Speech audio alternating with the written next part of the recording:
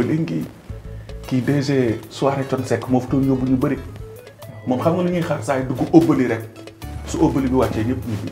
On veut te faire une grande bouse que chacun n'a jamais fait. Qu'est-ce qu'on va faire? Je vais acheter essence, 10 litres. Je vais le donner, il va aller devant le palais. Il va essayer de se brûler. Et toute la presse, ils vont parler de ça. Les gens ils vont venir. Non, nous tout ça. Papa Dabala, Dabala oui, monsieur Dabala oui. fu mu jógee. sori na de Mali. am nga chance bu train express bi dem Mali taxawee bu taxul woon ci laa lay yegg nga dellu gis nga man jaaxaan moom man damay liggéey. mais bi yoon nooy dugg si. grand man xam nga Bara Mbaye bu dikk laay dugg see. mais Bara Mbaye boo si raxee bool dina ma neex. bu dikk waaw kon kooku noonu ci bopp ci ngeen di déggee wiiw Bara Mbaye moom foo ko déggee xamante naa am ndam ndax sama day tàng.